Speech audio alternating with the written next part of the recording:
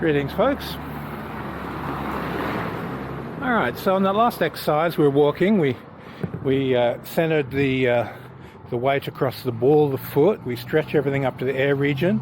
Vital breathe the color of the sky. Tune into a feeling of buoyancy and being a lightness in the body. And then we practice using this as an entry point for meditation. So your physical body's in their state, your feeling is in a sense of openness, and your mind is expanded. Now, to go further in this, once you have the body mechanics of the upward stretch and you're making your body light, this upward stretch activates more fascia in your body and more connectivity to generate that lightness. And that's why there's no muscle fatigue, because you're getting more fascia connections.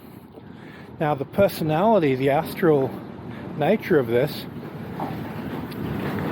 with integrating any personality trait into your psyche, there's a certain degree of repetition required. Now, to enter into your astral body to generate a personality trait, there's a few ways of doing it. You can repeat something over and over and over, thousands of times, until you hit critical mass, and you don't need to think about it anymore. You just simply do it. And when you reach that point where you can simply pay attention to a memory and the critical mass awakens and you're in that air state or whatever state you want, then it's astral. Now, to move this air element from a vital state that requires intention to an astral state, which just is running on its own critical mass, we do the 4-cycle breath. So the 4-cycle breath, you draw the vital energy in, or in this case the air element. You pause, you enter the stillness, pay attention to timelessness, and then as you breathe out, you permeate the timelessness through the air element. And then each end of the in and out breath, we recalibrate timelessness, and during the in or during the out breath, we permeate timelessness. So you calibrate, permeate, permeate. And what this does, it'll lead you to what we call tuning the breath, where you're continually dropping deeper and deeper through each in and out breath, and you don't need the pause between the in and out cycles.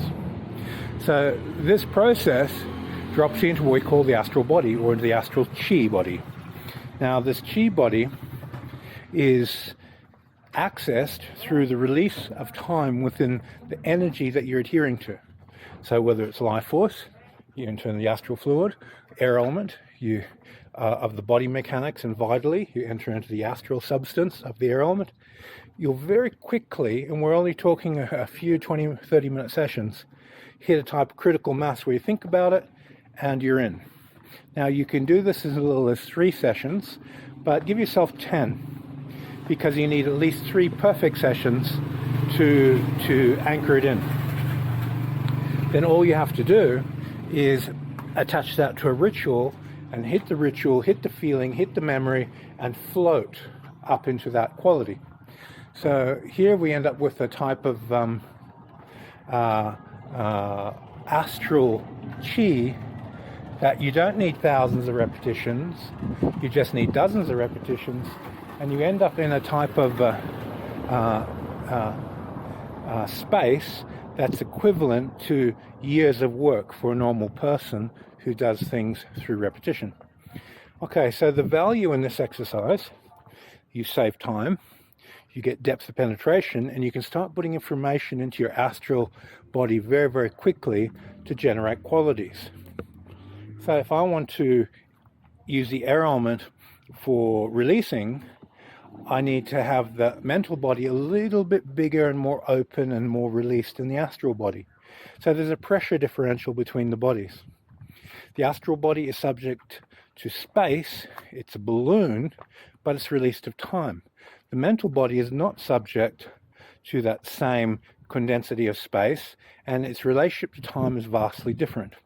So as soon as we go into this opening of the mental body and we soften the mental matrix, you can release emotional qualities up into the mental body. When it's in the mental body, you can manage them much more easily and efficiently. So meditation techniques like the Sedona method, contemplation methods, and releasing methods all use this, where they take it from an astral feeling up and categorized into some sort of psychological construct, and as energy transforms psychologically, becomes manageable and the person can let go of those qualities. We want to do this alchemically and to do it at a much higher level of efficiency. Now, once you pull that energy up into the mental body, you can work through the akasha into light and dissolve it into the sun. So we want to burn the karma. We want to take that up through the etheric body and then interact the etheric body with the sun sphere in the brotherhood of light. And as it touches the sun literally burns it as a mind substance. We want to be letting that go, dissolving it, and getting a deep sense of clarity within that particular quality, so we can burn away karma. Most of the karma we're burning away is the releasing of resistance to negative qualities that we don't need in our life anymore. Okay, so that's working with the astral, and we'll work on more on these mental qualities and mental methods of refinement, and we'll work more on the akasha levels, how to transfer to the sun sphere, how to burn karma, and then do these in stages. We'll most probably keep those videos on the Vimeo channel because there's a lot more depth, and the general YouTube audience, a big percentage, will be not catching that. Okay, thanks for your time, and see you on the next video.